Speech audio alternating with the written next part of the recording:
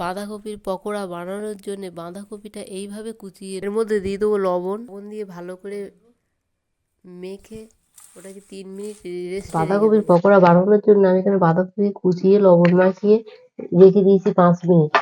তাতে জল বেরিয়ে গেছে। এই বাঁধাকপির কুচনোটা নিংড়িয়ে নেবো, এইভাবে নিংড়িয়ে জল বার করে নেবো। এর মধ্যে দিয়ে দেবো একটুখানি মেথি পাতা, একটু ধনে পাতা, লঙ্কা, পেঁয়াজ। এর মধ্যে দিয়ে দেবো বেসন, হলুদ, জিরের গুঁড়ো, চিনি। যেহেতু আগে লবণ দেওয়া আছে তাই এখন সামান্য একটু লবণ দেবো, লঙ্কা গুঁড়ো দিয়ে এবার ভালো করে শুকনো শুকনো করে মেখে নেবো। এইভাবে মাখিয়ে নেব। কড়া গরম হলে তেল দেব।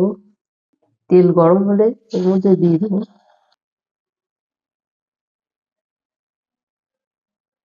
এক পিঠ হয়ে গেলে এবার উল্টে দেবো। এইভাবে সবগুলোই ভেজে নেব। এইভাবে বানানো যায় বাঁধাকপির পকোড়া। এটা খেতেও সুন্দর। ভিডিওটা দেখার জন্য অনেক অনেক ধন্যবাদ।